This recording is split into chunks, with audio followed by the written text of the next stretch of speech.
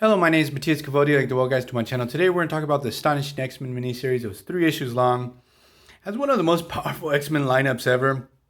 You got 3 big guns like Jean Grey, X-Men, Cable. You got Cyclops as the leader.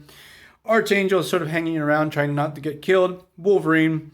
And it was part of the build-up into the 12 crossover that I really hated how they ruined a story that they had built up for 10 years revolving around Apocalypse, and they totally screwed it up, but that's for another video. Here we get the introduction of a new villain that when he first appeared, I saw him, they mentioned his name is Death. I thought to myself, that's a really lazy name for a villain. Just note, I was really young when this came out. I didn't tie him to Apocalypse. I didn't realize that we were talking about the Horseman Death. So it was like this big mystery revolving around who is Death, because when he clashes against the X-Men, they all sort of realize they sort of know him. And there's tons of clues. Like, I would never catch on to any of the clues, be it with this or any other character.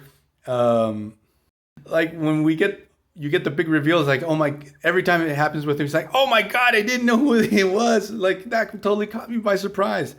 So the story starts off. We have Bastion. He's in the Hulkbuster base. Totally starts freaking out. He senses the presence of Death arriving to destroy him. And the X-Men get wind of something went down in the Hulkbuster base. They want to go investigate because obviously they know Bastion is there. X-Men arrive, start investigating, and they cross paths with these characters that, at least to my knowledge, have been totally forgotten over time. They're called the Man-Knights.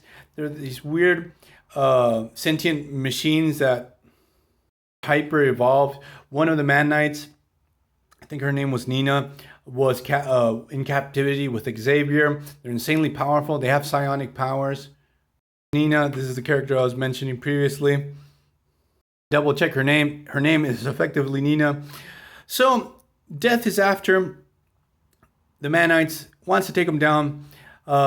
He considers them to be a threat. So I didn't realize that working for Apocalypse. So Apocalypse deemed the Man-Knights and Bastion as threats to his plan. He's got to take them off the board. That's basically the story. The X-Men trying not to get killed by Death. Death is really powerful. Like, he's not alpha level mutant, especially when you find out who he is. The thing is, he really knows who he's going up against. He knows how to get the upper hand on them. He's got some weapons that also give him a hand. Design is really awesome. I really love this look. And he's got the X-Men against the ropes, even though this is an insanely powerful team.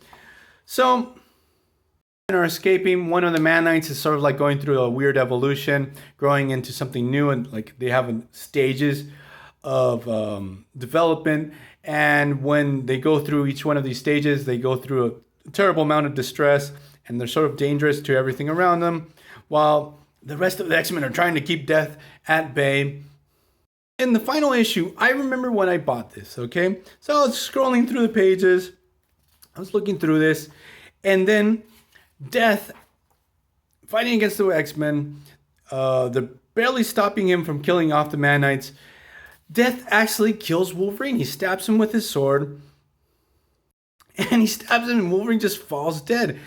And I remember freaking out, like, because back then I was like, Wolverine was my favorite character. I just couldn't understand. He had a healing factor, but he just falls dead. It seems that Death's sword has some weird power that can negate healing factors.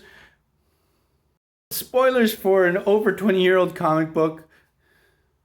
What we discovered further down the line is actually Death is Wolverine, and the Wolverine that dies is actually a Skrull that had infiltrated the X-Men.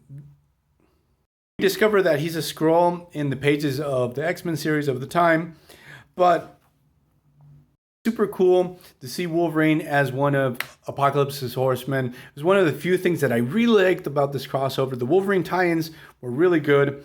Wolverine gets his adamantium back thanks to Apocalypse. For some reason, he doesn't use his claws in this story, because obviously that would have been a dead giveaway of who he was.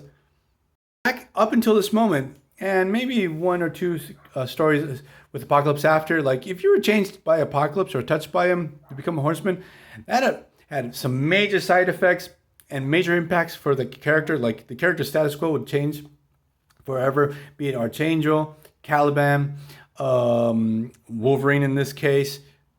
To a lesser extent, Gambit became Death, and then they didn't know what to do with his death powers. Sunfire got his cool Age of Apocalypse look when he was converted by Apocalypse. So, totally fell for the fact that Wolverine had died. Obviously, we got the reveal like 1 or 2 months later that Death was Wolverine. And in a really weird way, Wolverine kills Wolverine.